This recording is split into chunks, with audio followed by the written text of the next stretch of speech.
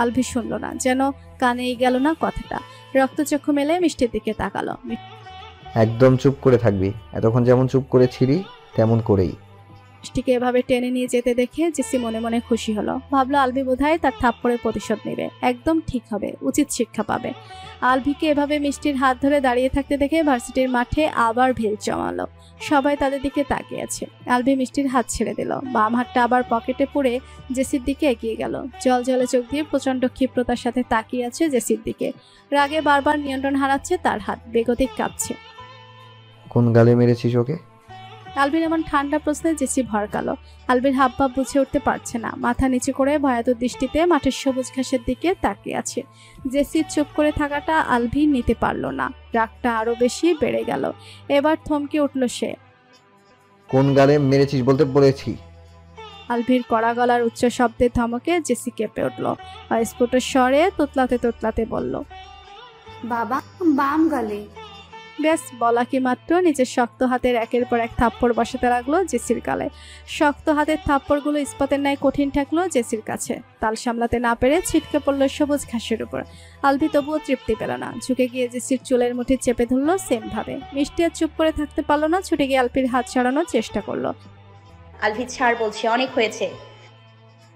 আলভি কানে নিল না মিষ্টির কথা, চুলের মুঠি ধরে টেনে তুললো জেসিকে। দাঁতে দাঁত চেপে বলল, তুই জানিস কার গায়ে হাত তুলেছিস? আমার আত্মাকে, আমার বেঁচে থাকার সত্তাকে, আমার ভালোবাসার আলিঙ্গনে যাকে আমার ছুতে ভয় করে, পাছে না ব্যথা লেগে যায়, সেই মানুষটাকে তুই আঘাত করেছিস। মন চাইছে তোর হাত ভেঙে গুড়িয়ে দেই। জেসি ভীত সন্ত্রস্ত অবাক চোখে তাকিয়ে আছে আলভির দিকে। সাথে পুরো মাঠের শিক্ষার্থীরা মনোযোগ দিয়ে শুনছে আলভির কথাগুলো। কেউ কেউ ফিসফিস করছে, এই মেয়ের কি ভাগ্য, আলভি ওয়াহিদ তাকে এত ভালোবাসে। আরে আরে, মাধিয়ার তো চাঁদ কপাল, আলভি ওয়াহিদের এত গভীর ভালোবাসার মালকিন একমাত্র সে। বুঝতে পারছিস কতটা ভালোবাসলে এইভাবে ভালোবাসার মানুষের অপমান শান্ত থেকে খেপা বাঘ হয়ে ওঠে? সত্যি রে, মাধিয়া কত লাকি, এমন প্রেমিক পুরুষের ভেজালহীন খাঁটি বিশুদ্ধ ভালোবাসা পেয়েছে। চারিদিকের কথা কানে যেতেই লজ্জায় গরম হয়ে গেল মিষ্টির কান। জেসিকে ছেড়ে দিয়ে আলভি সবাইকে উদ্দেশ্য করে বলল, মাহিরা রহমান মিষ্টি আমার কাগজে কলমে রেজিস্ট্রি করা একান্ত ব্যক্তিগত সম্পত্তি। আমার মরুভূমির ন্যায় খরাময় জীবনে এই মেয়েটা এক ফালি সুখের ছোঁয়া। ওকে আমি আমার সবটুকু অনুভূতি মিশিয়ে ভালোবাসি, ঠিক যতটা ভালোবাসলে হাসতে হাসতে নিজের জীবনটাকে উৎসর্গ করে দেয়া যায়, ঠিক ততখানি ভালোবাসি। আমার সম্পত্তির দিকে হাত বাড়ানো তো দূরের কথা, চোখ তুলে তাকানোর সাহস দেখালে তার কলিজাটা ছিঁড়ে হাতে ধরিয়ে দেব। পুরো মাঠে শিক্ষার্থীরা মুগ্ধতা জমিয়ে স্মৃতিবন্দী করলো আলভির ভালোবাসার পাগলামো পাগলপানা প্রলাপগুলোকে। আহা, পুরুষ মানুষের এমন ভয়ঙ্কর ভালোবাসা পাওয়ার ভাগ্য কয়জনের থাকে। তানজিলের মেজাজ বিগড়ে আছে। সকাল সকাল সোমা কামড়াকামড়ি করে মুডটাই নষ্ট করে দিয়েছে। নিজের পার্সোনাল ফ্ল্যাটের একটি রুমে পায়ের উপর পা তুলে বসে আছে সে। কারো একজন আসার অপেক্ষায় আছে। প্রায় 15-20 মিনিটের মাথায় রুমের দরজা ভিজিয়ে নাদিয়া প্রবেশ করলো। পরনে তার হাঁটু অব্দি ওয়েস্টার্ন ড্রেস, হাঁটু থেকে খোলামেলা পাগুলো আর একটু বেশি মোহনীয় করার জন্য মেকআপের প্রলেপও দেওয়া হয়েছে। মুখে আটা মাদের সুজির সাথে গাঢ় লাল লিপস্টিক দিয়ে নিজেকে সুন্দরী দাবি করার জন্য উঠে পড়ে লেগেছে বোধহয়। মেয়েটি আসা মাত্রই তানজিল লাইট অফ করে দিল। মেয়েটির মুখ দেখার কোনো আগ্রহই তার নেই, তার দরকার শরীর। নাদিয়াকে ধাক্কা দিয়ে বিছানায় ফেলে দিয়ে উম্মাদের মতো ঝাঁপিয়ে পড়ল তানজিল। নাদিয়ার নরম দেহের উপর কিছুক্ষণ বিচরণ করার মাঝেই হঠাৎ সুমার মুখটা ভেসে উঠল। এই লুচ্চা, ছাড় বলছি, আমার কষ্ট হচ্ছে, কামড়ে দিব বলে দিলাম। কানের কাছে স্পষ্ট ঝনঝনে উঠল সুমার কণ্ঠস্বর। তানজিল নাদিয়াকে ছুড়ে দিয়ে উঠে বসলো দ্রুত। ঘরে লাইট অন করে সূক্ষ্মভাবে নাদিয়াকে দেখলো। তানজিলের এমন ব্যবহারে নাদিয়া হকচাকালো। বেডশিটটা গায়ে জড়িয়ে নগ্ন শরীর ঢেকে উঠে বসলো। কি হয়েছে তানজিম, উঠে গেলে কেন? নাদিয়ার কথায় তানজিলের ধ্যান ভাঙলো। এই শাকচুনি কখনোই আমার কাকতাড়ুয়া হতে পারে না। কাকতাড়ুয়া? মুস্কি হাসলো তানজিল। আমার শ্যামকালো বালিকা বধূ, আমার কাকতাড়ুয়া শুধুমাত্র আমার। হঠাৎ করে মনে অন্য ভাবনার উদয় হলো। কি হলো আমার? এই মেয়ে কি কোনো জাদু জানে, নাকি বশীকরণের মন্ত্র জানে? কেন খেয়ালে বেখেয়ালে শুধু তারই ছবি ভেসে ওঠে মানসপটে? আহামরি কি আছে ওর মাঝে? কেন এই শ্যামকালো মেয়েটিকে তার চোখ দুটো একটু বেশি প্রশংসা করে? ওর চেয়ে 1000 গুণ সুন্দরী বিছানায় আসে তার, তবে কেন ওই মায়াবতীর জন্যই বক্ষপিঞ্জরায় টান উপলব্ধি হয়? লাইট অফ করো তানজিল, মুড নষ্ট করো না। নাদিয়ার কথায় তানজিল হুঁশে ফিরল। পকেট থেকে মোটা টাকার বান্ডেলটি নাদিয়ার মুখে ছুঁড়ে গম্ভীর কণ্ঠে বলল, টাকা গুনে সোজা বাড়ি ফিরে যা। ওয়াটসন বাংলাদেশে এসেছে 1 সপ্তাহের বেশি হতে চলল। ওবায়দুল অনেক চেষ্টার পরেও কিছুতেই মিষ্টির নাগাল পাচ্ছে না বললে ভুল হবে। আলভি পেতে দিচ্ছে না, বারবার কোনো না কোনোভাবে মিষ্টির পাশে ঢাল হয়ে দাঁড়িয়েছে। এদিকে ওয়াটসন বেশ রেগে আছে। ওয়াটসন রেগে যাওয়া মানে তাদের কালো ব্যবসার অবনতি ঘটা, তাই কোনোভাবেই ওয়াটসনকে রাগানো যাবে না। এদিকে আবির হাত কেটে বসে আছে। ধুরন্ধর এই মেয়ে এমন ভয়ঙ্কর একটা কাজ করে ফেলবে সেটা কল্পনায়ও আনেনি। তবে আবিরের সাথে কর্মকাণ্ডের রেশ পেয়ে ওবায়দুল মিষ্টিকে বাগে আনতে চেয়েছিল, কিন্তু আলভি ব্যাপারটাকে খুব সাবধানে হ্যান্ডেল করে নিয়েছে। আলভির কাজগুলো বরাবরই এমন নিখুঁতভাবে কাজ করে যেন দ্বিতীয় কেউ ভুল করার সাহস না পায়। তাই এবার আটঘাট বেঁধেই মাঠে নেমেছে, যেন আলভি কিছু করার সুযোগ না পায়। ওবায়দুল ওয়াহিদ মুখে বাঁকা হাসি টেনে বিড়বিড় করলো, তোর ভালোবাসাই হবে তোর মৃত্যুর কারণ। রাস্তা থেকে কুড়িয়ে এনে কার না কার জারদ সন্তানকে আলভি ওয়াহিদ বানিয়েছে, অথচ কৃতজ্ঞতা না জানিয়ে আমার পিছনে লেগেছিস। এর পরিণাম খুব ভয়ঙ্কর হবে, খুব ভয়ঙ্কর। তুই ভার্সিটিতে কেন এসেছিস? তুই কেন এসেছিস? আমি এসেছি পড়াশোনা করতে। তবে আমিও তাই। কামড়ে একদম চামড়া তুলে নেব। তুই ভার্সিটিতে পড়াশোনা করতে এসেছিস, এইটা আবার আমাকে বিশ্বাস করতে হবে? সোজা সাপটা বললেই তো পারিস আজকে রাতে শয্যা সঙ্গী খুঁজতে এসেছিস। সুমার লাগামহীন কথাবার্তা আগে গায়ে না মাখলে এখন কেন জানি সুমার কথাগুলো তীরের মতো বিঁধে তানজিলের বুকের মধ্যখানে। এই মেয়ে কি জানে নারীর শরীরের প্রতি প্রগাঢ় আসক্তি দিনকে দিন বিলুপ্ত হচ্ছে তার। এক মায়াভরা হরিণী চোখের মালকিন যে তার সব কাজবারকে বার ভেস্তে দিচ্ছে। এক অজানা আকর্ষণ চুম্বকের ন্যায় অন্য নারীর সান্নিধ্য থেকে টেনে দূরে নিয়ে আসে, কিন্তু তার তো এমন আকর্ষণ চাই না চাই মনের মধ্যে হঠাৎ করে উদয় হয় ঘনঘটা অনুভূতিদের। সে হতে চায় স্বাধীন, যে স্বাধীনতায় কারো হস্তক্ষেপ থাকবে না, কোনো এক নারীর প্রতি আসক্তি থাকবে না, হাজার নারীতে বিভোর হবে প্রতিটি রাত। কিন্তু কিছুই তার কল্পনা মাফিক হচ্ছে না। এই মেয়েটা জীবনে আসার পর সব এলোমেলো লাগছে। এই মেয়ের চেয়ে হাজার গুণ সুন্দরী নারী কোমল ত্বকের মাদকতাও তার হৃদয় কাবু করতে পারে না। প্রতিটি মেয়ের মধ্যে তার মনটা সুমাকে খুঁজে বেরোয়। হৃৎপিণ্ডটা এই শ্যামকালো মেয়েটির কথা ভেবেই ধুকভুক করতে থাকে অনিয়ন্ত্রিতভাবে। এমন করে তাকিয়ে আছিস কেন? লুচ্চা লুচ্চা চোখ দুটো দিয়ে তো গিলে ফেলবে মনে হচ্ছে। তানজিল আশ্চর্য হলো। এই মেয়ের মুখ দিয়ে কি কখনোই ভালো কথা বের হয় না? জন্মের সময় মুখে মধু দেয়নি নাকি? বিরক্তিতে ঠোঁট কামড়ে ধরল তানজিল। আপনাকে খেয়ে ফেলার প্রশ্নই ওঠে না, বরং দিন দিন আপনি আমার শরীরের মাংস একটু একটু করে কামড়ে খেয়ে ফেলছেন লুচু খালাম্মা। এই, তুই আমাকে লুচু বললি কোন সাহসে? আরে বাপরে, আমি জাস্ট চোখ দিয়ে গিলে খাই বলে আমাকে দিনে 32 বার লুইচা ডাকতে পারিস, আর তুই যে তোর কাইল্লা চেহারা সাদা দাঁত বসিয়ে আমার মাংস খাস, তখন আমারও তো তোকে লুচু বলার রাইট আছে। তোর মতো তো আর ডিরেক্ট লুইচা বলি নাই, সুন্দর করে মার্জিতভাবে লুচু বলেছি। সুমা বোকা বনে গেল। এই ছেলেটাকে কেমন জানি আর আগের মতো রুক্ষ লাগে না। হঠাৎ কয়েকদিনই মতিগতি আলাদা ঠেকছে খুব। তাতে তার কি? এই খারাপ চরিত্রহীন লোকটাকে নিয়ে ভাবতে তার বয়ে গেছে। ভাবনার মাঝেই তানজিল মোটরসাইকেল স্টার্ট দিল। তোকে কি দাওয়াত দিয়ে কোলে এনে বসাতে হবে? কড়া রোদ পড়েছে, আমি বাসার দিকে যাচ্ছি, উঠে বস। সুমা আকাশের দিকে তাকালো। সূর্যের তাপে বেশিক্ষণ চেয়ে থাকতে পারল না। চোখ দুটো ঝিমিয়ে বন্ধ হয়ে গেল আপনা আপনি। প্রচুর রোদের কারণে মাঠে থেকেও গরমের উত্তাপ বের হচ্ছে। ব্যবসা গরমে ভিজে উঠেছে সুমার জামার পিঠের অংশটুকু। বাসন্তী রঙের জামাটা ভিজে ওঠার কারণে স্পষ্ট হয়েছে কালো রঙের অন্তর্বাস। তানজিলের শকুনি নজর সেইখানটায় আটকে গেল, তবে সাথে সাথে চোখ নামিয়ে নিল। এ প্রথম এমনটা হলো। এই প্রথমবার কোনো নারী দেহের মোহ সে নিঃসংকোচে এড়িয়ে গেল। অথচ সেই নারীর জন্যই তার মনে শত শত অবদ্ধ অনুভূতির জন্ম নিচ্ছে প্রতিনিয়ত। সামনে রাখতে হিমশিম খাচ্ছে, তবুও খুব যত্ন করে আগলে রাখছে অনুভূতিগুলোকে। মাঝে মধ্যেই নিজের মধ্যে থাকা ডেভিল সত্তা বলে ওঠে, কি দরকার মিছে মিছে অনুভূতির জন্ম দেওয়ার? ও তো তোর বউ, তোর সম্পত্তি, তোর যেভাবে ইচ্ছে ভোগ করতে পারবি। তখনই তার হৃদয় বলে অন্য কথা। হৃদয়খানি মনে প্রাণে চায় জয় করে নিতে, ভালোবাসা দিয়ে জয় করে নিতে। নিষিদ্ধ অনুভূতিগুলোকে করে নিতে চায় শুদ্ধ, আঘাত করে নয়, ভালোবেসে একই রকম অনুভূতির জন্ম দিতে চায় সুমার মনেও। আপ্যায়ন করে নিতে চায় নিষিদ্ধ অনুভূতির শুদ্ধতম আঘাতকে। গত কয়েকদিন ধরে আলবি ওয়াহিদ নিজের মধ্যে আলাদা পরিবর্তন লক্ষ্য করছে, কিন্তু কিছুতেই বুঝে উঠতে পারছে না কিছু। শরীরে মাঝে মাঝে অসহনীয় জ্বালা অনুভব হয়, মাথাটা অসহ্যকর যন্ত্রণায় ফেটে যায়। তাই আজ ডক্টর দেখাতে এসেছে। মনে মনে কোনো দুর্বিষহ রোগের আশঙ্কা করছে আলবি। ডক্টরের রিপোর্ট হাতে না পাওয়া অবধি স্বস্তি নিতে পারছে না। চিন্তায় যেন আরো বেশি অসুস্থ লাগছে। নিজের জন্য নয়, মিষ্টির জন্য। তার কিছু হয়ে গেলে মিষ্টির বিপদে পাশে দাঁড়ানোর মতো কেউই যে থাকবে না। সমস্ত নীরব চিন্তার অবসান ঘটিয়ে ডক্টর তাকে ডেকে পাঠালো। চেম্বারে প্রবেশ করতেই ডক্টরের ফ্যাকাশে মুখবির দেখে আলবির বুকটা ছেদ করে উঠল। দেখো আলবি বাবা, তোমার সিনড্রোমের কথা শুনে আমি সন্দেহবশত অনেকগুলো টেস্ট করিয়েছি, কিন্তু আমার লাইফে আমি এই প্রথমবার এমন রেয়ার কেস দেখছি। ডক্টর মোতালেবের সাথে আলবির খুব ভালো সম্পর্ক। সেই সুবাদেই যে কোনো সমস্যায় তার কাছে আসা হয়। কিন্তু ডক্টর এই মুহূর্তে যে কথাটা বলল তাতে আলবির গলা শুকিয়ে এলো। মনে মনে ভেবেই নিল হয়তো তার মরণ ব্যাধি হয়েছে। চোখের সামনে আবারও মিষ্টির মুখটা ভেসে উঠল। তুই নিশ্চয়ই খুব খুশি হবি মিষ্টি, অবশেষে বুঝি আমার মৃত্যুর সময় ঘনিয়ে এসেছে। মনে মনে ভাবলো আলবি।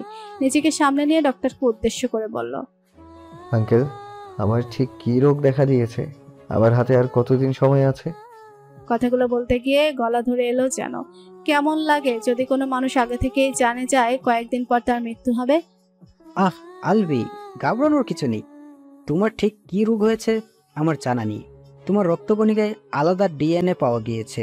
সমস্ত শিরা উপশিরায় প্রবাহিত রক্তের মধ্যে এক ধরনের রিয়ার বিষ পাওয়া গিয়েছে, যাকে আমরা সাধারণ ভাষায় বিষ রক্ত বলি।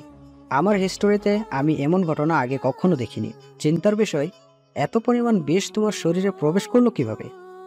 ডক্টরের কথা শুনে আলভি আরো বেশি ভেঙে পড়লো। আল্লাহ তার কাছ থেকে বেঁচে থাকার সময়গুলো হয়তো খুব শীঘ্রই কেড়ে নেবেন।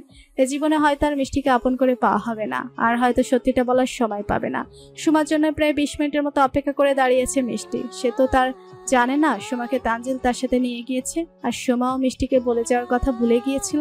ফলস্বরূপ এখন মিষ্টি কড়া রোদে তার অপেক্ষায় দাঁড়িয়ে আছে। হঠাৎ মিষ্টি রাস্তার ওপারে সবুজ রঙের কামিজ পরিহিত একটা মেয়েকে দেখতে পায়। মেয়েটি পেছন ঘুরিয়ে কারোর সাথে কথা বলছে, তবে পেছন থেকে দেখে মিষ্টির কেমন যেন চেনা চেনা লাগলো। তীক্ষ্ণ দৃষ্টিতে চেয়ে আছে মিষ্টি। মেয়েটি লোকটার সাথে কথা শেষ করে ঘুরে দাঁড়ায়। মিষ্টি সরাসরি দেখতে পায় মেয়েটির মুখ। 10 বছর আগের সেই মিমের সাথে মুখের আদলটা মিল আছে। তাছাড়া সবকিছুই পরিবর্তন হয়েছে। শরীর, স্বাস্থ্য, উচ্চতা সবকিছু মিলিয়ে পারফেক্ট যুবতী নারীতে পরিণত হয়েছে। চোখের পলকে মিম একটি রিক্সা উঠে বসলো। মিষ্টিও আর দেরি করলো না, দৌড়ে গিয়ে আরেকটি রিক্সা ডেকে নিচে উঠে পড়লো। মিমকে ফলো করতে শুরু করলো।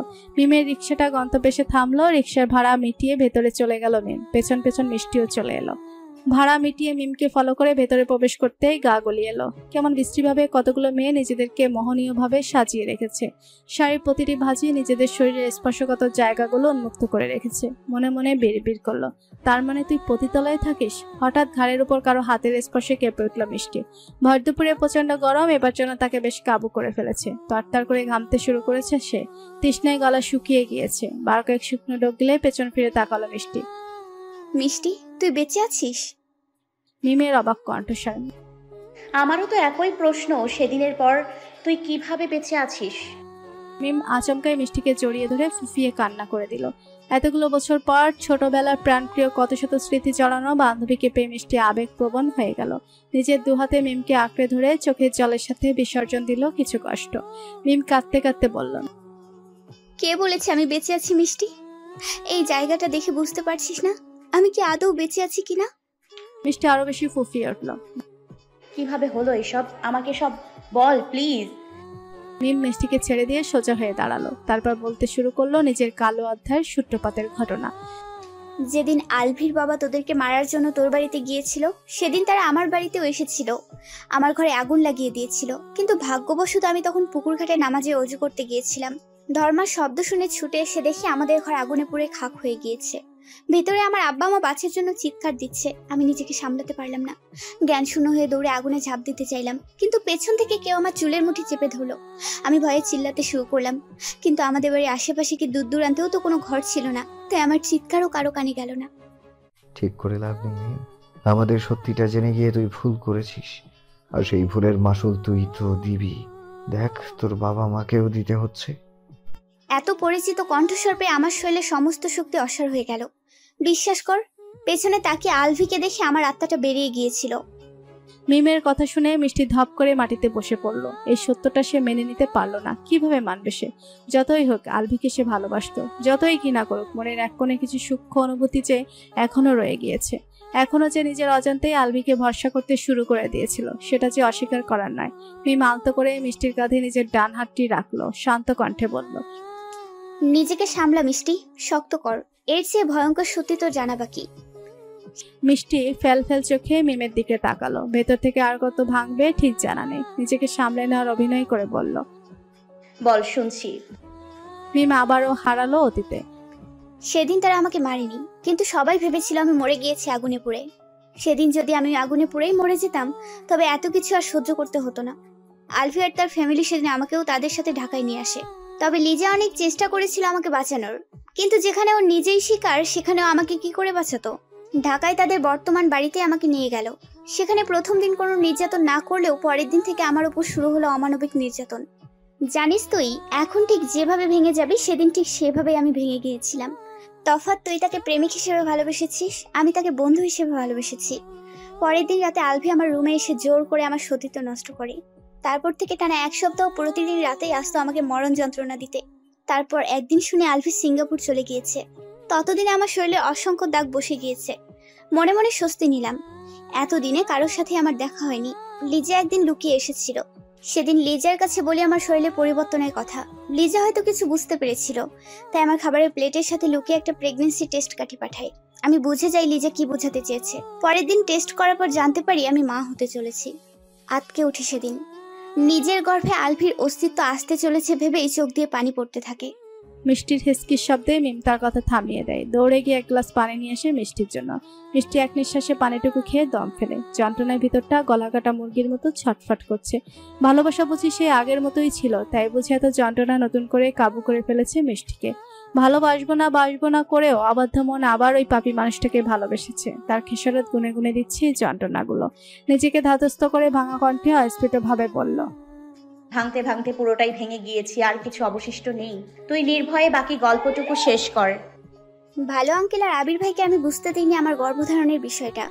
সন্তানের বাবা যেই হোক, তাকে গর্ভে ধারণের পর নিজের মধ্যে বেঁচে থাকার আশা খুঁজে পেয়েছিলাম। তাই সিদ্ধান্ত নিলাম যেভাবেই হোক আমার সন্তানকে পৃথিবীর আলো দেখাবো। প্রায় 4 মাস পর আমার ঘরে আরেকটি মেয়েকে আনা হলো। মনে মনে বুঝে নিয়েছিলাম আজ থেকে হয়তো ওই মেয়েটার জীবনটাও শেষ হয়ে যাবে আমার মতো। এই ফাঁকে আমাকে অবাক করে দিয়ে তারা খুব ভয়ঙ্কর পরিকল্পনা করেছিল। হয়তো তাদের কাছে আমার প্রয়োজন ফুরিয়েছিল, তাই আমাকে এই পতিতালয়ে বিক্রি করে দেয়। নতুন করে আবার নরকে পা দিলাম। রমেলা বুবু আমার সন্তানের কথা জানা মাত্রই মেরে ফেলার জন্য উঠে পড়ে লাগে, কিন্তু যখন জানতে পারলো আমার গর্ভে মেয়ে সন্তান তখন থেকেই স্বাভাবিক হয়ে গেল। আমিও কিছুদিনের জন্য নিজেকে এবং নিজের সন্তানকে নিরাপদে রাখার স্থান পেলাম। জানিস, এত ঝড়ের মধ্যে দিয়ে আমার একটা ফুটফুটে মেয়ে হয়েছিল, একদম আলভির মতো দেখতে। এই পতিতালয়ে আমার মেয়ে আস্তে আস্তে বড় হতে শুরু করে। আমার মেয়ের তখন সবেমাত্র 8 বছর। খবর পাই আলভি দেশে ফিরেছে। সে নাকি এখন নামকরা সিঙ্গার। বিদেশেও নাকি অল্প সময়ের মধ্যেই খ্যাতি লাভ করেছে। বেশ শুনে খুব খুশি হয়েছিলাম। শত হোক সে আমার সন্তানের বাবা। মিমের কথাগুলো শুনে সূচের মতো বিষিয়ে উঠছে পুরো শরীর। যন্ত্রণায় দ্বিখণ্ডিত হয়ে যাচ্ছে হৃৎপিণ্ডটা।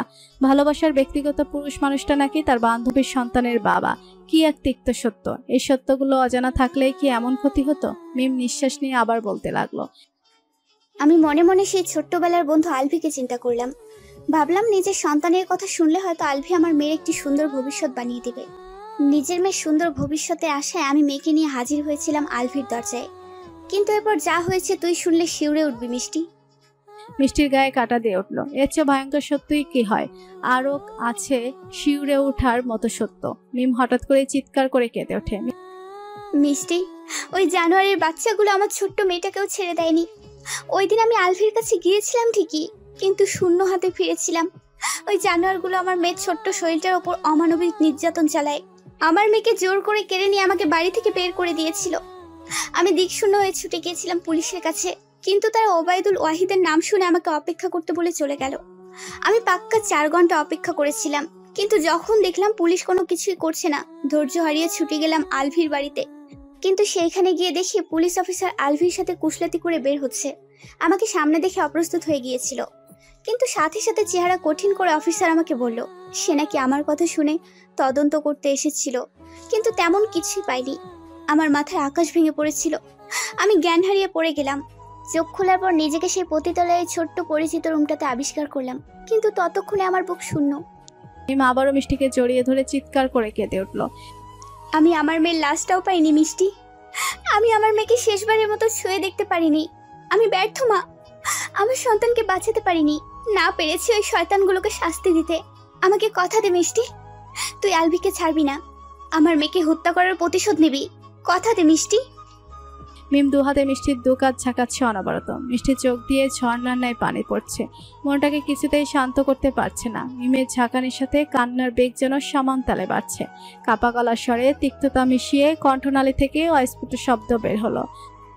ছাড়বো না মিম, কিছুতেই ছাড়বো না। আর আলভির প্রতি আবার দুর্বল হওয়ার আগেই আলভিকে শেষ করে ফেলবো। শরীরের অসহনীয় যন্ত্রণাটা বেড়েই চলেছে।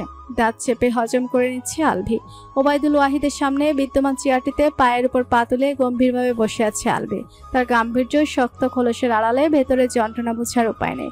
বয়স তেমন করে 3 মাসের ব্যবধানে 30 বছরে পা রাখবে, কিন্তু আলভি যেন এখনই পরিপক্ক সুপুরুষ। ইদানিং যেন উচ্চতাও তরতর করে বাড়ছে। তুমি আবুল কাদেরের মেয়ের গায়ে হাত তুলেছ।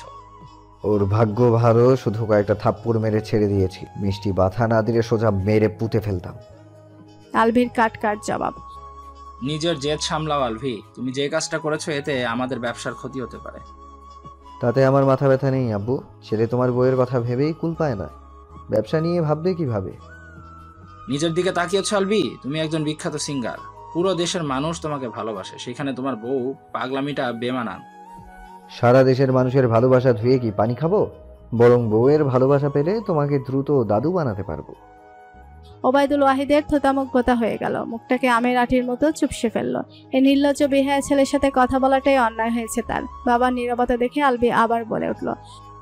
চেহারা এমন ভাব করছেন যেন ভাজা মাছটা উল্টে খেতে জানো না, অথচ যতগুলো মেয়ের ইজ্জতে হাত দিয়েছ, সেফটি না নিলে সবগুলাই এখন অগণিত বাচ্চার মা হতো, আর তুমি হতে অগণিত বাচ্চার বাবা, যাকে বলে জাতির বাবা। গুণধর ছেলের মুখে নিজের চরিত্রের সার্টিফিকেট পেয়ে ওবায়দুল ওয়াহিদ আরেকটু মেয়ে গেল। মনে মনে বিড়বিড় করে, এই ছেলের বাবা বোধহয় আমার চেয়েও বেশি নির্লজ্জ ছিল, তাই তো এই ছেলে নির্লজ্জ বাবার ওয়ান হয়েছে। আলভি আর বসে থাকতে পারলো না। যন্ত্রণায় শরীর অসাড় হয়ে আসছে। শরীরের হাড়গুলো যেন যন্ত্রণায় মসমস করে ভেঙে যাচ্ছে। শরীরের প্রত্যেকটা রগ যেন ফেটে যাচ্ছে। ধাপ করে চেয়ার থেকে উঠে দাঁড়ালো আলভি। আমি আসছি বলেই হনহনিয়ে বেরিয়ে গেল কক্ষ থেকে। স্মৃতি আলভির কাজিন, হাওয়া বেগমের বোনের মেয়ে, খালার বাড়িতে বেড়াতে এসেছে। আলভি তানজিলা স্মৃতির সমবয়সী। ছোট থেকে আলভির প্রতি তার ভালো লাগা কাজ করত। সে ভালো লাগা ধীরে ধীরে কখন যে ভালোবাসায় রূপ নিল সে বুঝতে পারেনি। সুমার সাথে তার পূর্ব পরিচয় না থাকলেও মিষ্টিকে সে ভালো করে চিনবেই না কেন? এই মিষ্টির জন্যই তো আলভি তার দিকে ফিরেও তাকায় না। আলভিকে কাছে পাওয়ার জন্য কত কিছুই না করেছে, কিন্তু আলভি সেই এক নারীর মোহ ছাড়তে পারল না আজ পর্যন্ত। আলভির 14 পুরুষের চরিত্র সম্পর্কে জানা আছে। তারা ভেবেছিল একই রক্তে শরীরে নারী শরীরের মোহ এড়িয়ে যেতে পারবে না কিছুতেই। তাই প্ল্যান করে একদিন নিজেকে মোহনীয়ভাবে সাজিয়ে আলভির কাছে গিয়েছিল। অশ্লীল অঙ্গভঙ্গি করে আলভিকে ইমপ্রেস করতে চেয়েছিল, কিন্তু আলভি সেদিন তার শক্ত হাতের 5 আঙুলে থাপ্পড় বসিয়ে দিয়েছিল স্মৃতির গালে। সাথে সাথে ঠোঁট ফেটে রক্ত বেরিয়ে গিয়েছিল। এক থাপ্পড়ে টানা 1 সপ্তাহ জ্বরের ঘুরে ছিল সে। আলভি সেদিন কথিত কণ্ঠে বলেছিল, ভবিষ্যতে কখনোই আমার চোখের সামনে পড়বি না, না হলে এর চেয়ে খারাপ অবস্থা করে দিব। এই বুকে মিষ্টি ছাড়া আর কারো বিন্দু পরিমাণ স্থান নেই, কথাটা মাথায় ঢুকিয়ে নে। সেদিন আলভির কড়া ধমকে বলা কথাগুলো শুনে স্মৃতি বুঝে গিয়েছিল আলভিকে কোনো মেয়েই বাগে আনতে পারবে না, কারণ আলভি মিষ্টিতে আসক্ত। সুমার সাথে বসে গল্প করছে স্মৃতি। এসে থেকেই সুমার সাথে ভাব জমিয়েছে। মেয়েটা এত বেশি কথা বলতে পারে বলার বাহিরে, যেন মুখে ধান দিলেই সাথে সাথে খই ফুটে। স্মৃতি 1 ঘন্টা ধরে বসে বসে সুমার বকবকানি শুনছে, মাঝে মধ্যে হো হা বলছে। এই মেয়ে শোনো, এই বাড়িতে এসেছো, একটু সাবধানে থেকো বুঝলে? কেন হঠাৎ এই কথা বলার কারণ কি?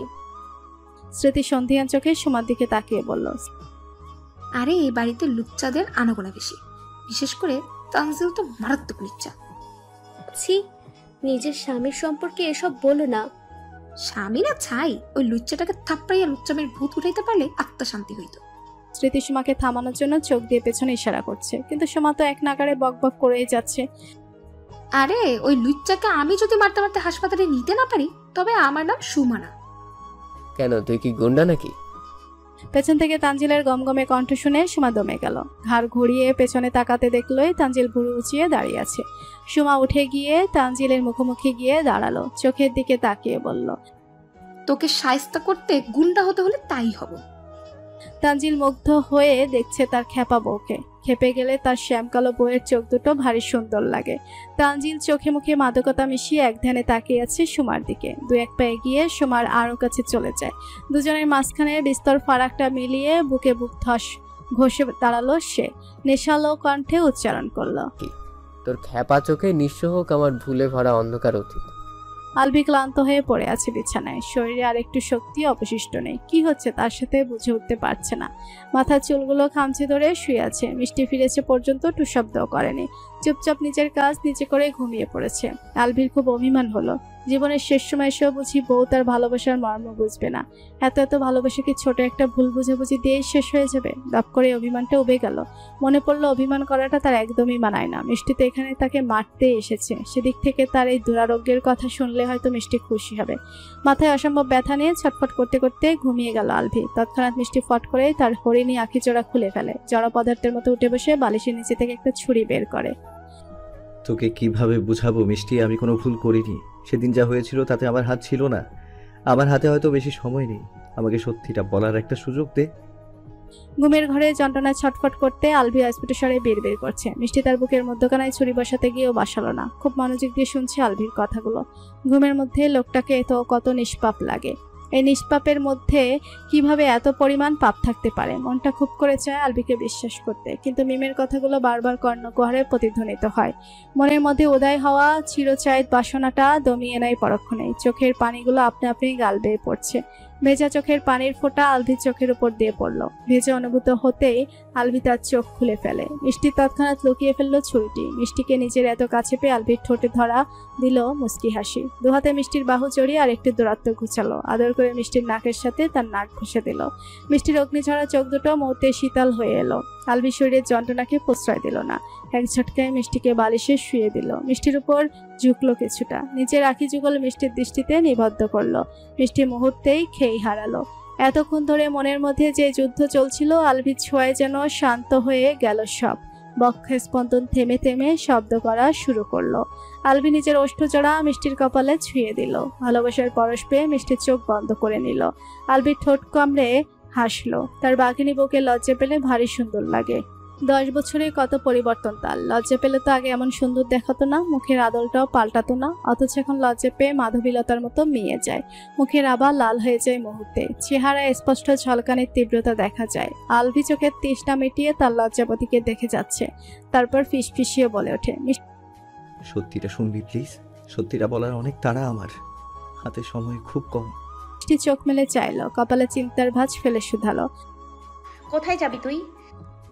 আলভি সত্যি কথাটা চেপে গেল। আজ না হয় কাল তুই তো আমাকে মেরেই ফেলবি। তার আগে সত্যিটা শুনে নে। আমি জানি সত্যিটা কি, আর সেই শাস্তি ভোগ করার জন্য নিজেকে প্রস্তুত কর। তুই কি সত্যি বুঝিস না মিষ্টি? তোর এই কথাগুলো কোনো শক্ত পুরুষের নিরেট বক্ষ পিঞ্জিরায় আঘাত করে দুর্বল করে দেয়। বোঝার কোনো ইচ্ছেই আমার নেই। বুঝবি মিষ্টি, আর যেদিন বুঝবি সেদিন আমি অনেক দূরে চলে যাব। তবে এক্ষুনি চলে যা, তোর সান্নিধ্য আমাকে পুড়িয়ে ছাই করে দেয়, দম বন্ধ হয়ে আসে। মৃত্যুর আগে যে যাওয়া সম্ভব নয় মিষ্টি, তবে তোকে রক্ষা করার কেউ থাকবে না। আমি নিজেকে নিজে রক্ষা করতে পারি আলভি, অযথা নাটক করিস না। কাকে কি বলছি? নাটক করার তো তোর ধাঁচি মিশে আছে। আমার ভালোবাসা তোর কাছে নাটক মনে হয়? ভালোবাসা খুঁজতে গিয়ে নিজেকে হারাতে চাই না। মিষ্টির কথায় আলভি অকপটে হাসলো। তবে আমার ভালোবাসার মায়ায় দ্বিতীয়বার আটকানোর ভয় করিস, তাই তো? মিষ্টি আলভির বুকে ধাক্কা দিয়ে সরিয়ে দিল। এত প্রশ্নের উত্তর দিতে বাধ্য নই। আলভি বুকে হাত দিয়ে শুয়ে পড়ল। এই বক্ষপটের প্রত্যেকটি কোষ শুধুমাত্র তোর নামেই স্পন্দিত হয় বাঘিনী বউ। মিষ্টি বিছানা থেকে উঠতে উঠতে বলল, তবে সেই হৃদয় স্পন্দন এই বাঘিনীর আঘাতেই থমকে যাবে খুব শীঘ্রই। কাটা হাত নিয়ে বিছানায় পিঠ ঠেকিয়ে হেলান দিয়ে বসে আছে আবির। হাতের ক্ষতটা মোটামুটি শুকিয়েছে। গত সপ্তাহে ডক্টর ব্যান্ডেজ খুলে দিয়ে গিয়েছে। বারবার করে বলে গিয়েছে যেন হাত দিয়ে তেমন কোনো কাজ না করে। আপাতত এই কয়েকদিন লিজে আবিরের সব কাজ করছে। আবির আঙুল হারিয়ে নিজের অসত্য বেশ ভালোভাবে টের পেয়েছে। সেই সাথে মনে মনে বেশ অনুতপ্ত। লিজার প্রতি কৃতজ্ঞতা প্রকাশ করলো সে, তবে প্রকাশ করা হয়ে ওঠেনি। লিজার এখন 6 মাস চলছে। পেটটা খানিক উঁচু হয়েছে। ভারী পেট নিয়ে আবিরের সেবা করতে বেশ কষ্ট হয় তার। তবুও সে বিরক্ত হয় না, বরং নিজের দায়িত্বটুকু পালন করে যাচ্ছে। নেহার শরীরে অসংখ্য পোড়া দাগ, ঠোঁটের কাছটার কাটা জায়গাটা কালো হয়ে আছে, চুলগুলো কেমন এলোমেলো। গত 2-3 মাসে মেয়েটা খুব শুকিয়ে গিয়েছে। অতিরিক্ত কান্নার কারণে চোখের নিচটা কালশেটে হয়ে গিয়েছে। চোখ বন্ধ করে শুধু তার অসুস্থ বাবার কথাই চিন্তা করছে।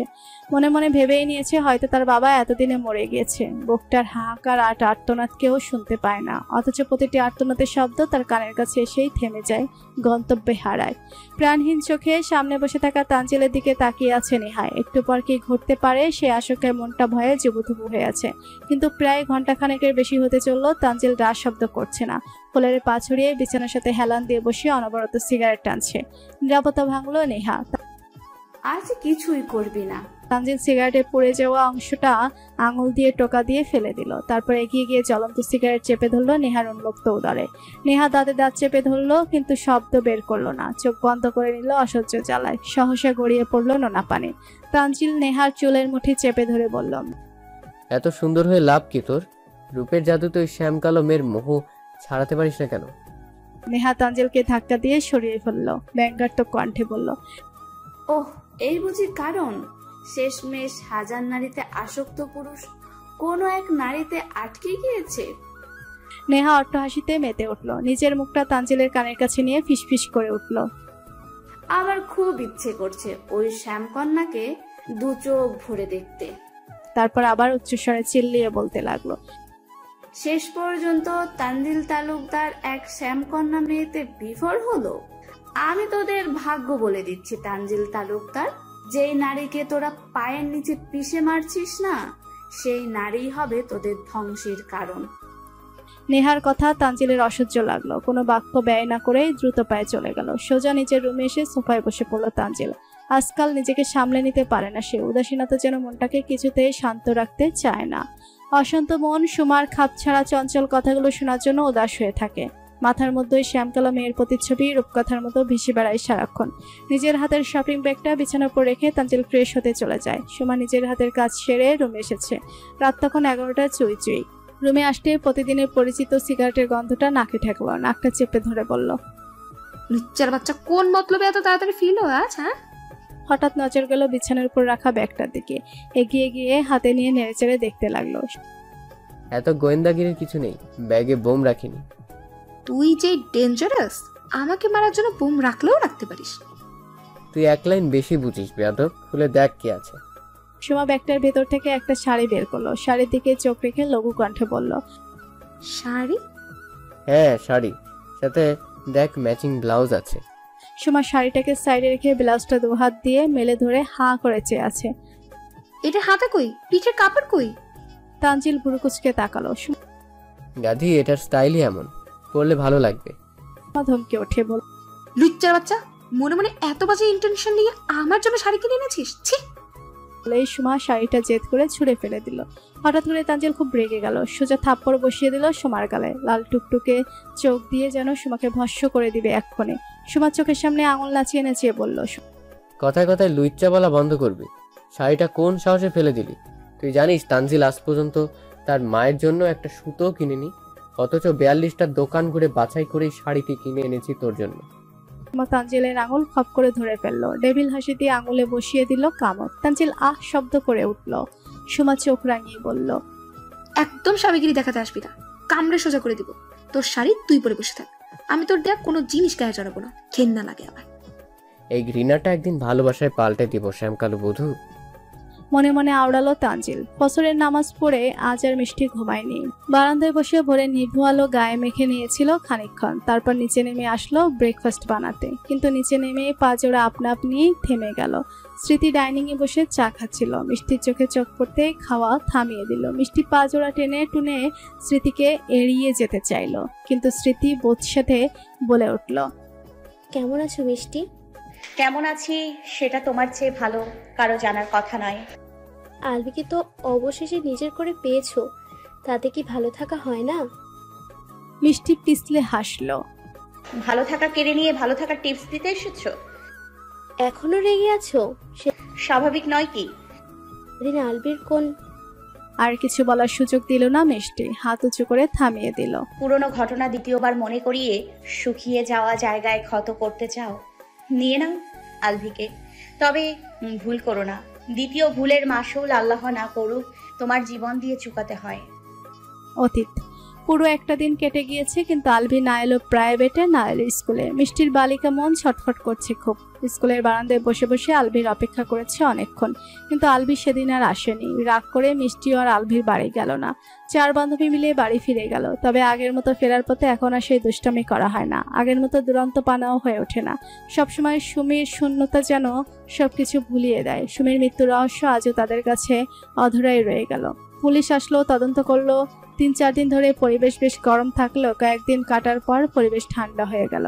পুলিশ ঘাটাঘাটি করলো না। সুমির বাবা মা প্রায় মৃত্যুসজ্জায় চলে গিয়েছে মেয়ের শোকে। 4 বান্ধবীর হাসি খুশি জীবনটা এক নিমিষে অন্ধকার করে চলে গিয়েছে সুমি। বিকেলে ফোন হাতে নেওয়ার পর দেখলো পরিচিত নাম্বার থেকে 2টো মিসড কল এসেছে। নাম্বারটা মিষ্টি এতদিনে মুখস্থ করে নিয়েছে, তাই বুঝতে দেরি হলো না ফোন কলগুলো যে আলভির। সঙ্গে সঙ্গে আরেকটি মিসড কল এলো। রিসিভ করার আগেই আলভি ফোন কেটে দিল। মিষ্টি বিড়বিড় করে বলল, বেয়াদব, কিপটামির স্বভাব এখনো গেল না। তারপর কল ব্যাক করা মাত্রই সেকেন্ডের মধ্যে ফোন রিসিভ করলো আলভি। রিসিভ করা মাত্রই আলভিকে কিছু বলার সুযোগ না দিয়ে মিষ্টি বলে উঠল, আর কত কিপটামি করবি ভাই, আমার সাথে অন্তত এমন কিপটামি করিস না। আরে ফোনে টাকা নেই। ইহ জীবনেও তোর ফোনে টাকা থাকবে না। আরে কিপটামি করে টাকা জমাইলে তোরই তো লাভ, তোর ভবিষ্যৎ উজ্জ্বল হবে। পাম মারা বন্ধ কর। স্কুলে আসলি না কেন? জ্বর হয়েছে গো, কালকে বোধহয় আসতে পারবো না রে। মিষ্টির হাসি মুখটা দপ করেই নিভে গেল। আলভির অসুস্থতার কথা শুনে একদণ্ড শান্তি পাচ্ছে না। অশান্ত মন আলভিকে ভেবেই দিশেহারা। জায়নামাজ বিছিয়ে 2 রাকাত নফল নামাজ আদায় করে নিল। পুরো মোনাজাতে আলভি সুস্থতা ছাড়া আরেকটি শব্দ উচ্চারণ করেনি। আজ আর প্রাইভেটে গেল না মিষ্টি। দোকানে গিয়ে একটা চিপসের প্যাকেট, কয়েকটা চকলেট, জুস নিয়ে আলভির বাড়ির দিকে গেল। আলভির ঘরে গিয়ে মাথায় কেন জানি আগুন ধরে উঠল। যে দেওয়ার আগে হিসিয়ে উঠল। ঠাস ঠাস পা ফেলে রুমের মধ্যে ঢুকলো সে। এতক্ষণ আলভির মাথার কাছে বসে পরম যত্নে জলপট্টি দিচ্ছিল স্মৃতি। আলভিও কি সুন্দর আরামে চোখ বন্ধ করে শুয়ে আছে। দৃশ্যটুকু মিষ্টির মোটেও পছন্দ হলো না। গা গত যেন জ্বলে উঠলো স্মৃতিকে দেখে। মিষ্টির পায়ের আওয়াজ চোখ মেলে তাকালো আলভি। মিষ্টির কঠিন মুখবির দেখে বুঝতে বাকি রইল না ম্যাডাম খেপেছে। ধর পড়িয়ে উঠে বসলো সে। স্মৃতির হাত থেকে জলপটিটা নিয়ে বলল, তুই যা এখন। স্মৃতির পছন্দ হলো না আলভির কথাটা। ঘাড় উঠিয়ে এক নজরে মিষ্টির দিকে তাকালো। তারপর না চাইতেও বিরক্ত হয়ে রুম ত্যাগ করলো। স্মৃতি যাওয়া মাত্রই মিষ্টি আলভির গলা চেপে ধরলো। এই জন্যই স্কুল যেতে মন চায় না, তাই তো? কি যাতা বলছিস? ও আমার খালাতো বোন। সেবা তো করছে বউয়ের মতোই। তোর হিংসে হচ্ছে? তো কি আমার ব্যক্তিগত মানুষটার সেবা অন্য কেউ কেন করবে? আমি কি মরে গিয়েছি? তারপর ধুপধাপ করে ব্যাগ থেকে দোকান থেকে কিনে আনা জিনিসগুলো বের করলো। এগুলো কার জন্য এনেছিস? তুই যখন রাগী, অবশ্যই তোর জন্যই এনেছি। আমি কি বাচ্চা এগুলো খাবো? আমিও তো খাই, তাতে কি আমি বাচ্চা হয়ে গিয়েছি নাকি? চিপসের প্যাকেট খুলে আলভির সামনে ধরলো মিষ্টি। আলভি হাত বাড়িয়ে 2-1টা মুখে দিতে দিতে দুষ্টু বুদ্ধি চাপলো মাথায়। হঠাৎ করে মিষ্টির হাত চেয়ে বসলো। তোর হাতটা দে তো। কেন? মিষ্টি ভুরু নাচালো। দে আগে, তারপরে দেখিস। মিষ্টি কথা না বাড়িয়ে তার হাত এগিয়ে দিল। আলভি মিষ্টির হাত ধরে খাট থেকে নেমে গেল। তারপর মিষ্টির সামনে হাঁটু গেড়ে বসে পড়লো সিনেমার স্টাইলে। প্যাকেট থেকে গোলাকার রিং চিপস বের করে মিষ্টির হাতে পরিয়ে দিতে দিতে বলল, আই লাভ ইউ মিষ্টি। এই মুহূর্তে রিং কেনার সামর্থ্য আমার নেই, তবে যে কোনো মূল্যে সবার ধরা ছোঁয়ার বাইরে তোকে নিজের বাহুতরে ব্যক্তিগত করে রাখতে চাই। মিষ্টি হা করে তাকিয়ে আছে আলভির দিকে। এই ছেলেটা আর কত পাগলামি করবে? তার পাগলামি দেখতে তো সে নিজেই পাগল হয়ে যাচ্ছে। নিজেকে দমিয়ে রাখতে পারলো না আর সাহসায় চাপটে ধরলো আলভিকে। মিহি কণ্ঠে বলল, তুই তো দিন দিন খুব কিপটে হয়ে যাচ্ছিস আলভি। লাখ টাকার কাজ 1 টাকায় সেরে ফেললি। আলভিও ফিসফিসিয়ে উত্তর দিল, লাখ টাকায় না পারি, নিজের ব্যক্তিগত পরিটাকে 1 টাকাতেই বেঁধে রাখতে চাই আজীবন। দুজনেই দুজনের মধ্যে বুকের মধ্যে লেপ্টে রইল পরম সুখের রসমতায়। এদিকে দরজার বাইরে পর্দার আড়ে দাঁড়িয়ে ওড়না মুচড়ে ধরে রাগ ছাড়ছে স্মৃতি। হঠাৎ কাঁধে কারো স্পর্শ পেয়ে চমকে গেল। পেছনে তাকিয়ে আবিরকে দেখে ভয় পেয়ে গেল, কিন্তু আবির কোনো প্রতিক্রিয়া দেখালো না, উল্টো প্রশ্ন করলো, আলভিকে ভালোবাসিস তুই? স্মৃতি উত্তর না দিয়ে চুপচাপ দাঁড়িয়ে আছে। আবির আবারও প্রশ্ন করলো, আলভিকে ভালোবাসিস না? স্মৃতি মুখে কিছু বলল না, তবে উপর নিচ মাথা ঝাঁকিয়ে নীরবে সম্মতি জানালো। আবির বাঁকা হাসলো।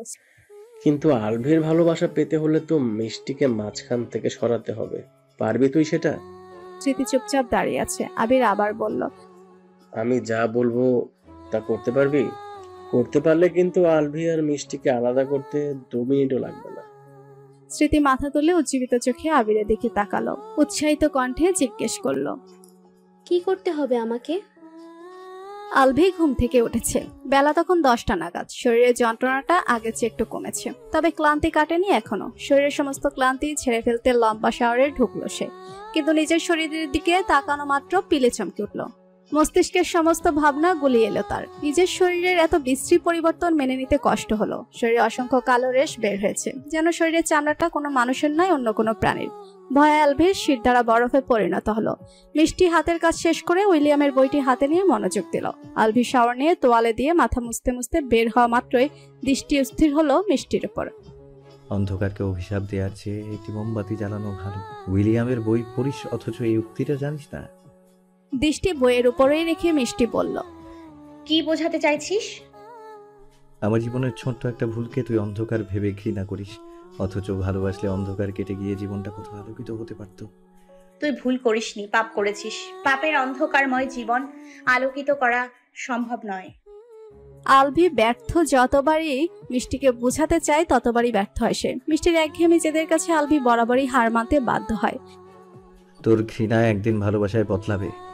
আফসোস, সেই সুন্দরতম দৃশ্য আমি আমার আঁখি জোগাড়ে হয়তো বন্দি করার সময় পাবো না।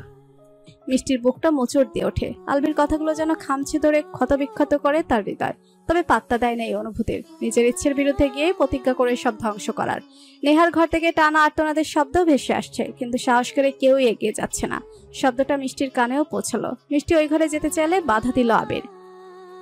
ওই মেয়ে পাগল মিষ্টি, অযথা ঝামেলা তৈরি করো না। আবারও একটা আর্তচিৎকার ভেসে এলো ওই ঘর থেকে। মিষ্টি তেতে উঠল। মুহূর্তেই মুখের অবয়ব হয়ে গেল ভয়ঙ্কর। দৌড়ে নিজের ঘরে চলে গেল। বালিশের নিচ থেকে ছুরিটা তড়িঘড়ি করে বের করে নিয়ে নিল শাড়ির ভাঁজে। ছুটে এসে দাঁড়ালো আবিরের সামনে। ছুরিটা ঠিক আবিরের দিকে তাক করে ক্রোধে ফেটে পড়ল মিষ্টি। ঘরটা খুলতে বলুন আবির ভাই, নইলে হাত চালাতে বাধ্য হব। মিষ্টির চোখের দিকে তাকানো যাচ্ছে না। অগ্নিকন্যার রূপ ধারণ করেছে সে নিজের মধ্যে। আবির ওয়াহিদ বড় করে ঢোক গিলল। এ মেয়ে যা খুশি তাই করতে পারে। সেদিন পাত্তা দেয়নি বলে আঙুল হারাতে হয়েছে, আর যদি জীবনটাই হারাতে হয়? আটকে উঠল আবির। বাম হাত দিয়ে গলায় হাত বুলালো। এ মেয়েকে অবলা নারী ভাবা উচিত হয়নি, বরং নিতান্তই বোকামি হয়েছে। এ মেয়ে যে তাদেরকে ধ্বংস করতে উঠে পড়ে লেগেছে সেটা আবির ভালোভাবেই টের পেয়েছে। তবে এখন কিছু করার পরিস্থিতি নেই, তাই আবির গিয়ে দরজা খুলে দিল। মিষ্টি রুমের মধ্যে প্রবেশ করতেই জমে গেল তার শরীর। একটা নরপশু নেহাকে বাজেভাবে স্পর্শ করছে। প্রতিটি স্পর্শে রয়েছে কামনা। নেহা লোকটার পায়ে পড়ে কান্না করছে আর বলছে, আজকে ছেড়ে দিন স্যার, আজ আমার পিরিয়ডের টাইম শুরু হয়ে গেছে। কিন্তু জানোয়ারটা নেহার কোনো কথা কানে নিল না। হাত দিয়ে টেনে ছিঁড়ে ফেলতে চাইছে নেহার গায়ের জামা। নেহা থেমে থেমে চিৎকার করছে বাঁচার তাগিদে। চোখের সামনে এমন নির্মম অমানবিক চিত্র দেখে মিষ্টি নিজেকে কন্ট্রোল করতে পারল না। প্রতিশোধের নেশা যেন চেপে বসলো মাথায়। মিষ্টি এগিয়ে গিয়ে লোকটার কলার টেনে ধরল। জানোয়ারের বাচ্চা বলে ঠাস ঠাস করে চড় বসিয়ে দিল লোকটার গালে। আকস্মিক আক্রমণে লোকটা বিভ্রান্ত হলো বটে, তবে তৃতীয় চটটা মারার আগেই লোকটা মিষ্টির হাত ধরে ফেললো। বিশ্রীভাবে নিজের নোংরা পুড়ে যাওয়া ঠোঁট দুখানা দিয়ে চুমু খেলো মিষ্টির কোমল হাতে। আবিরের দিকে তাকিয়ে লোকটা খিলখিলিয়ে হাসলো। আবির মিয়া, এটা দেখি আসমানের পরি ধরা দিয়েছে আমার হাতে। খাসা মাল নিজের কাছে রাইখা আমাদের এতদিন পান্তা ভাত খাওয়াইলা মিয়া, এ কিন্তু ভারী অন্যায় করলা। আবির মনে মনে বিড়বিড় করলো, প্রাণের মায়া থাকলে মুখটা বন্ধ কর হারামজাদা। মিষ্টি এক সেকেন্ড এদিক ওদিক করলো না, সোজা কোপ বসিয়ে দিল লোকটার হাতে। তৎক্ষণাৎ শরীর থেকে আলাদা হয়ে গেল হাতের কবজি। রক্তের বন্যা বয়ে গেল সাদা ফ্লোর জুড়ে। ঘটনার আকস্মিকতায় নেহা বাকরুদ্ধ। মনে মনে ভাবলো, এ কেমন বিধ্বংসী ভয়ঙ্কর নারী, যার সামান্য ধ্বংসলীলা কলিজা শুকিয়ে পেলে না জানি তার ভেতরে ধ্বংস বলয় কতটা মারাত্মক। মিষ্টি তার হিংস্র হাত জোড়া আর কাবু করতে পারলো না। আরেকটি কোপ বসিয়ে লোকটার বুক বরাবর পা দিয়ে লাথি মেরে ফেলে দিল লোকটাকে। লোকটা যন্ত্রণায় বাঁচার আকুতি মিনতি করতে লাগলো, কিন্তু নরম হলো না মিষ্টির শক্ত খোলসে আবৃত হৃদয়। এ যেন জীবন মৃত্যুর দ্বার প্রান্তের স্বয়ং মৃত্যুদূত দাঁড়িয়ে আছে। মিষ্টি এগিয়ে গিয়ে লোকটার বুকে বিঁধে থাকা ছুরিটা পা দিয়ে ফিসে দিতে দিতে বলল, নারী কোমল সত্তাকে দুর্বল ভাবিস না। নারী তার কোমলতা রক্ষা করতে কঠিন হতে দুবার ভাবে না। হঠাৎ করেই মিষ্টি মৃদু চিৎকার করে ওঠে, দুহাত দিয়ে মাথা চেপে ধরে, সঙ্গে সঙ্গে হাত দুটো রক্তে লাল হয়ে যায়। মিষ্টি রক্তমাখা কাপা হাত চোখের সামনে ধরে লুটিয়ে পড়ে ফ্লোরে। মাগি, বেশি বার বেড়েছে। মেয়েদের এত সাহস দেখলে মাথায় খুন চেপে যায় ভাই। তানজিল হাতে একটা রডের টুকরো নিয়ে আবিরকে উদ্দেশ্য করে কথাগুলো বলল। মূলত তানজিলে মিষ্টিকে পেছন থেকে আঘাত করেছে। আবির তানজিলের দিকে এগিয়ে এলো, চোখে মুখে খুশির ঝলকানি, যেন অনেক বছরকার অধরা কাজ সম্পূর্ণ হয়েছে। তানজিলের কাজ চাপড়ে উচ্ছ্বসিত কণ্ঠে প্রশংসা করলো। এতদিনে একটা কাজের কাজ করেছিস। তানজিল বিদ্রুপ হাসলো, কিন্তু তৎক্ষণাৎ মনে পড়ে গেল আলভির কথা। কিন্তু ভাই, আলভি এসে জানতে পারলে তো কাউকে ছাড়বে না। তানজিলের কথায় আবিরও চিন্তিত হয়ে পড়ল। তা মিষ্টিকে নিয়ে আমাদের 32 নম্বরের বাড়িতে গিয়ে রেখে আয়। আজ রাতেই মিষ্টির একটা হেস্তনেস্ত করেই ছাড়বো। আর এর ব্যবস্থা তো আমি করছি। পরের কথাটি মিষ্টির হাতে নৃশংসভাবে জখম হওয়া লোকটার দিকে তাকিয়ে বলল আবির। আবিরের কথা মতো তানজিল কাজ শুরু করে দিল। মিষ্টির নেতিয়ে থাকা পাতলা দেহখানি দুহাতের বেষ্টনী দ্বারা কোলে তুলে নিয়ে গাড়িতে নিয়ে রাখলো। গাড়ি চলতে শুরু করলো নিচের গন্তব্যে। এদিকে আবির নেহার গলা চেপে ধরে ঠান্ডা হুমকি ছুড়ে দিল। এতক্ষণ ধরে ঘটে যাওয়া কোনো ঘটনার সারসংক্ষেপও যেন আলভির কানে না যায়, তবে এর চেয়ে ভয়ঙ্কর পরিণতির সাক্ষী কিন্তু হতে হবে। আবিরের ঠান্ডা ধমক আর এতক্ষণ ধরে হওয়া যাওয়া ধ্বংসলীলা চোখের সামনে দেখে নেহার আত্মা বেরিয়ে গিয়েছে। তরতর করে এখনো কাঁপছে হাত পা, সাথে কাঁপছে তার পুরো গতর। আলভি তার সাথে ঘটে যাওয়া অপ্রত্যাশিত পরিবর্তনগুলো নিয়ে চিন্তিত, তাই ডক্টর মোতালাবের কাছে রওনা করেছে। সিমটমগুলো বললে হয়তো ডক্টর কিছুটা বুঝতে পারবে। গাড়ি চলছে আপন গতিতে। লুকিং গ্লাসে আলভির তীক্ষ্ণ চাহনি ঈগল চোখের শিকারী দৃষ্টি দিয়ে পর্যবেক্ষণ করছে পেছনের একটি গাড়িকে। গাড়িটা প্রায় 30 মিনিটের মতো তাকে ফলো করছে। আলভি চতুর মস্তিষ্ক বুঝতে বাকি নেই এটা কার গাড়ি হতে পারে। আলভি দক্ষতার সাথে গাড়িটি একটি শুনশান জঙ্গলের ভেতরে নিয়ে গেল। জঙ্গলের গভীরে নিয়ে গাড়ি থামালো সে। গাড়ি থেকে নেমে দাঁড়ালো পেছন ঘুরে। এতক্ষণ ধরে ফলো করতে থাকা গাড়িটি এসে আলভির সামনে থেমে গেল। গাড়ি থেকে হুড়মুড়িয়ে নামলো কয়েকজন গুন্ডা টাইপের ছেলে পুলে। গাড়ির ড্রাইভিং সিটের সামনে থেকে বেরিয়ে এলো সাদা পাজামা পাঞ্জাবি পরিহিত মেয়র আবুল কাদের। বাবার ব্যবসা সূত্রে আবুল কাদেরকে আলভি খুব ভালো করে চেনে। পরিচিত মানুষটা কেন তাকে ফলো করছে তা হয়তো আলভি কিছুটা আন্দাজ করতে পেরেছে। আবুল কাদেরের চোখে ক্ষোভ প্রতিফলিত হচ্ছে। গম্ভীর কণ্ঠে আলভিকে বলে উঠল, তোমার বাবার সাথে আমার সাক্ষাৎ বহুদিনের। আমার মেয়ের গায়ে হাত তোলা নিয়ে আমি তাই কথা বাড়াইনি, কিন্তু তুমি তোমার সীমা ছাড়িয়ে গেছো আলভি। আমার মেয়ে কোথায় আছে বলবে নাকি বলাতে হবে? আলভি ভুরু গোটালো আবুল কাদেরের কথা শুনে। আপনি কি বলতে চাইছেন ঠিক বুঝতে পারছি না। বুঝতে পারছো না নাকি বোঝার ভান করছো? সেদিন তুমি জেসিকে মারার পর তোমার বাবার সাথে আমি সব মিটমাট করে নিয়েছিলাম, কিন্তু তুমি সব ভুলে দিলে। আজ 2 দিন ধরে আমার মেয়ে নিখোঁজ। ভালোই ভালোই স্বীকার করে নাও আমার মেয়েকে কি করেছো। ধমকে উঠলো আবুল কাদের। আলভি বিরক্ত হলো, কিন্তু মাথা ঠান্ডা করে শান্ত কণ্ঠে বলল, দেখুন আঙ্কেল, আপনার মেয়েকে আমি কিছুই করিনি, অযথা ঝামেলা বাঁধাবেন না। আবুল কাদের আলভির সুন্দর শালীন কথার ধার ধারলো না, উল্টো মেয়েকে হারিয়ে খেপে উঠেছে সে।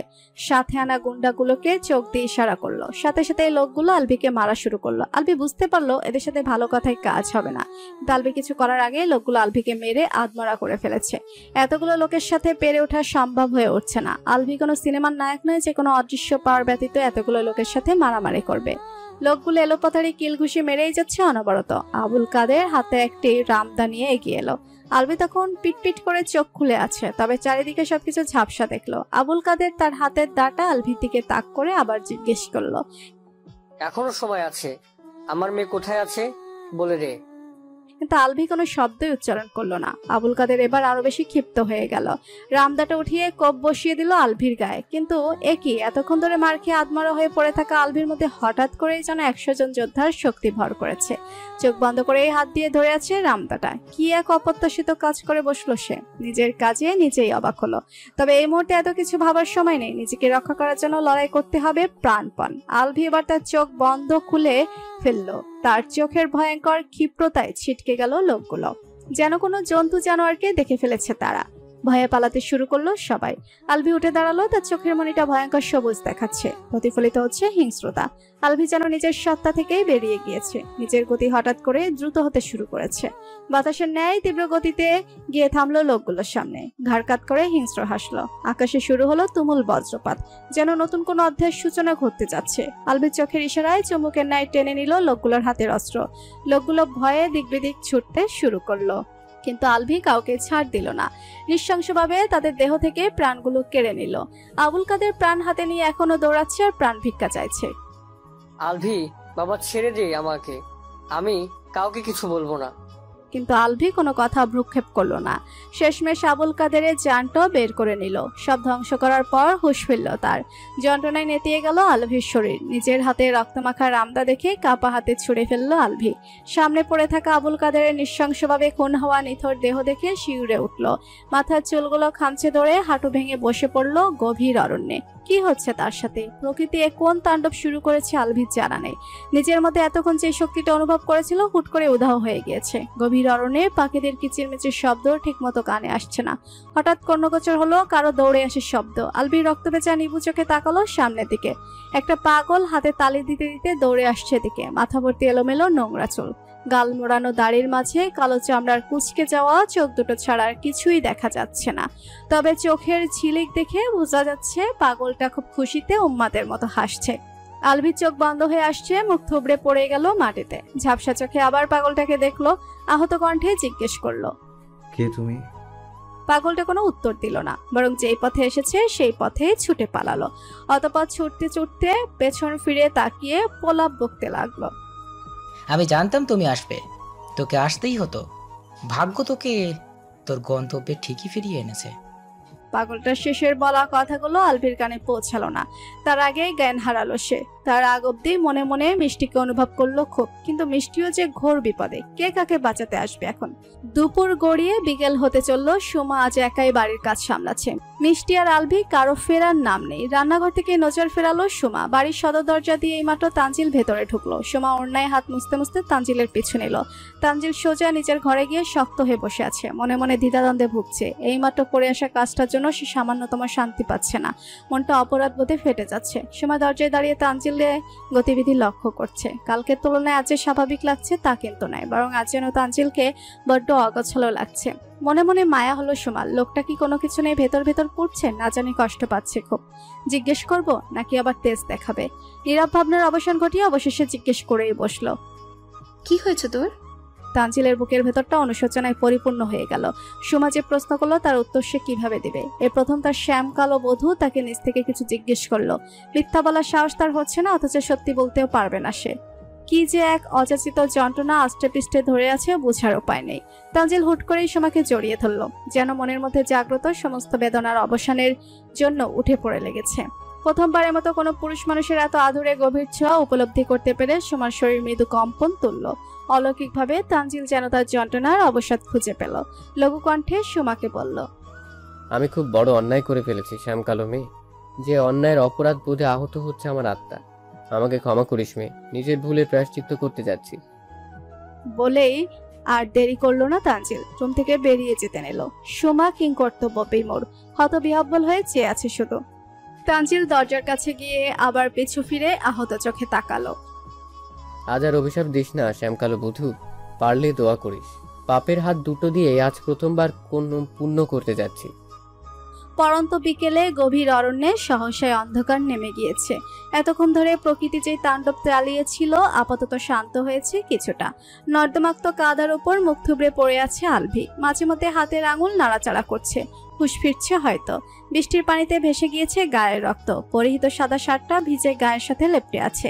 আলভি নিস্তেজ শরীরটাকে টেনে টুনে উঠে বসলো। এদিক সেদিক তাকিয়ে ঠাউর করতে পারলো এখনো সে আগের জায়গাটাতেই আছে। সে টলতে টলতে গাড়ি পর্যন্ত হেঁটে গেল। সে ভেজা শার্টটা শরীর থেকে আলাদা করে এলোমেলো পায়ে গাড়িতে উঠে বসলো।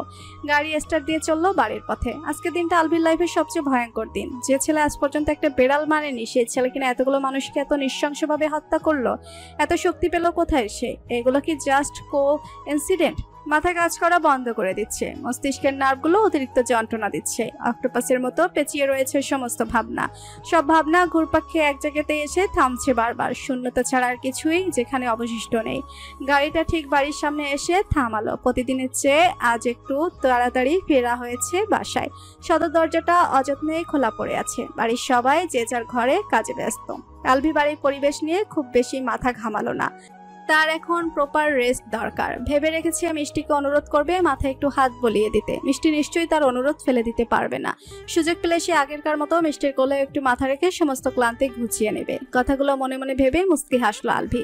এ মেয়েটা নির্ঘাত কোনো জাদু জানে। তা না হলে কি এত যন্ত্রণার মধ্যে দিয়েও সর্বসুখের এক পলাশ বৃষ্টি হয়ে ধরা দিত। এই তো এই মেয়েটার নাম মনে করতেই হৃদয়টা শীতল হয়ে এসেছে। এতক্ষণের সব ভাবনা, মানসিক স্ট্রেস সব যেন মুহূর্তে উবে গিয়েছে। সত্যি মানতে হবে, এ মেয়ে কোনো জাদু বলে আলভিকে বশীকরণ করেছে। সিগারেটের পুরো ঠোঁটের কোণে আলভির হাসি যেন উপচে পড়ছে। হাসতে হাসতে রুমে প্রবেশ করলো সে। সবার প্রথম চক্ষুযুগল শীতল করিবার উদ্দেশ্য জহুরি চোখ এদিক সেদিক মিষ্টিকে তলব করলো, কিন্তু কোথাও দেখতে পেল না। সন্ধিয়ান চোখে এবার পুরো ঘরে চোখ বোলালো। কি ব্যাপার, সকালে ঘরটা যেমন দেখে গিয়েছিল ঠিক তেমনটাই হয়েছে। মিষ্টি কি কোথাও গিয়েছে? কিন্তু মিষ্টি তো এমন মেয়ে নয়, সবার আগে নিজের ঘর পরিপাটি করে রাখে সে। বিয়ের এতদিনে আজ প্রথম এমন নিয়ম ভঙ্গ হলো।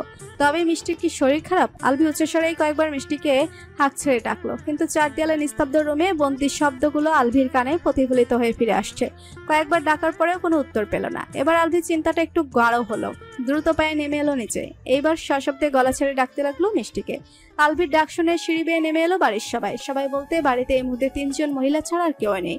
হায়া বেগম, রাবেয়া বুবু আর সুমা, 3 জনই হন্তদন্ত হয়ে নেমে আসলো নিচে। হাওয়া বেগম এগিয়ে এসে করুণ কণ্ঠে জিজ্ঞেস করলো, কি হয়েছে বাবা, এভাবে ডাকছিস কেন মিষ্টিকে? মিষ্টি কোথায় মা? ঘরে নেই কেন?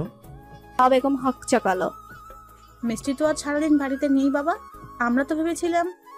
তার মুখের কথা কেড়ে নিয়ে সুমা বলে উঠল, মিষ্টি আপনার সাথে যায়নি ভাইয়া? তবে ও কোথায়? কোনো বিপদে পড়েনি তো? আলভি ধর পড়িয়ে উঠল। মুখটায় চিনচিনে ব্যথা অনুভব হচ্ছে। কিছুক্ষণের মধ্যে মাগরিবের আজান পড়বে। এত সময় ধরে মিষ্টি কোথায় আছে কেউ জানে না। তবে তার অনুপস্থিতিকেও মিষ্টির ক্ষতি করে ফেলেনি তো? আলভি কোনো বাক্য ব্যয় না করেই দৌড়ে বেরিয়ে গেল। আবার ছুটল গাড়ি নিয়ে মিষ্টিকে খোঁজার জন্য। সুমার মুখভঙ্গিতে ফুটে উঠল চিন্তার ছাপ। একটু আগে তানজিলের কথাগুলো ভাবতে লাগলো। তানজিল বলেছিল ভুল করেছে, তবে কি মিষ্টির কোনো ক্ষতি করার ইঙ্গিত দিয়েছিল সে? সুমার কণ্ঠনালীতে যেন শব্দ আটকে এলো। চাপা স্বরে বিড়বিড় করলো, মিষ্টি কোনো ক্ষতি হয়ে গেলে আমি তোমাকে ছাড়বো না, তানজিল তালুকদার। 32 নম্বর বাড়িতে মদের আসর জমেছে। ওবায়দুল ওয়াহিদ এবং আবিরের সাথে উপস্থিত আছে ওয়াটসন। 3 জনই খোশ গল্পে মেতে আছে। ওয়াটসন শকুনি দৃষ্টিতে কিছুক্ষণ পরপর বিছানায় পড়ে থাকা মিষ্টির শরীরটাকে গিলে খাচ্ছে।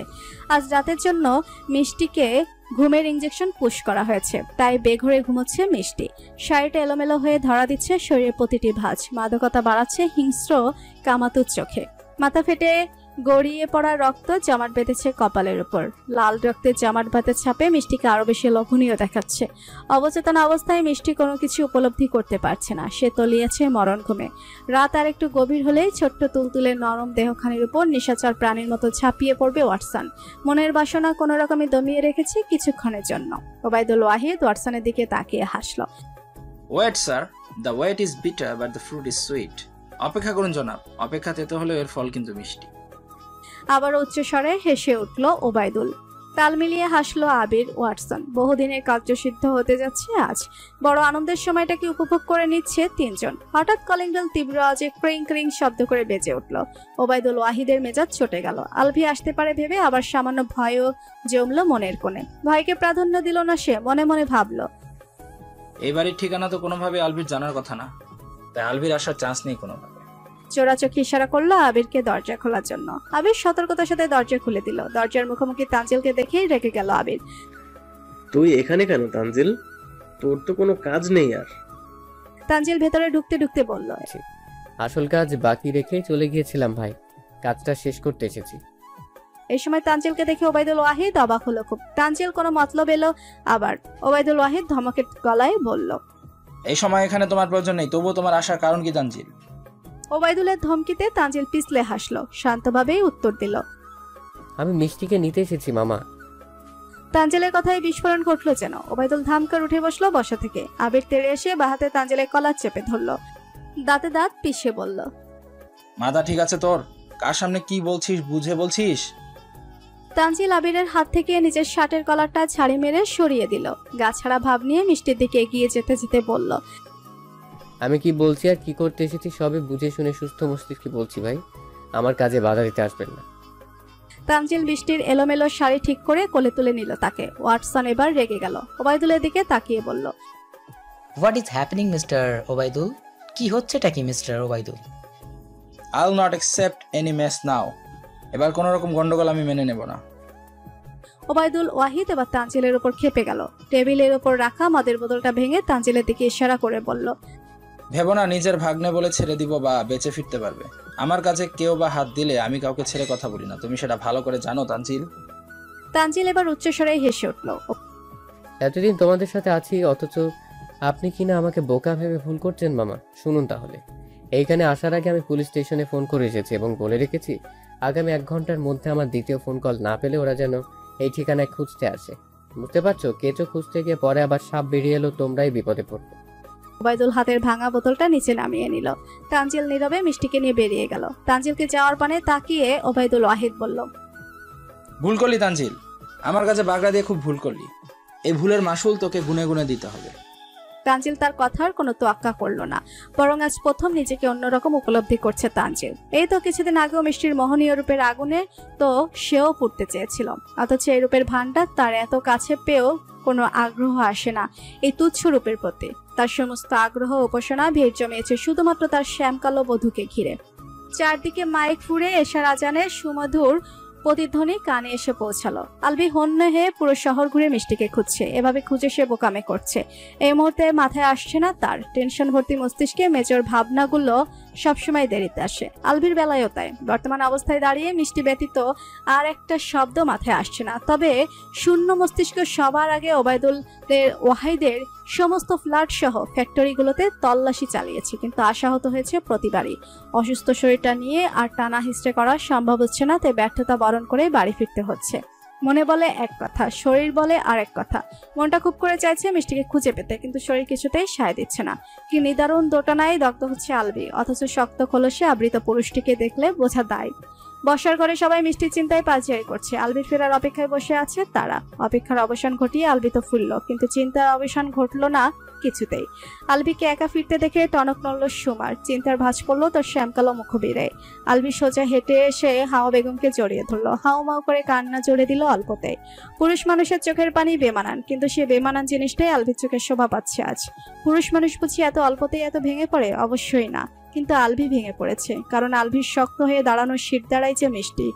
তার শূন্যতা যে আলভিকে ভেতর থেকে ভেঙে গুড়িয়ে দিচ্ছে বারংবার। বুকের পাঁজরগুলো যেন শব্দ করে ভেঙে যাচ্ছে। মেরুদণ্ডটা ক্ষত হয়ে এসেছে বুঝি, তাই তার সর্বশরীরে বিষের তীব্রতা বেড়েই চলছে। আলভি মায়ের বুকে মুখ লুকিয়ে চোখের পানি ছেড়ে দিল।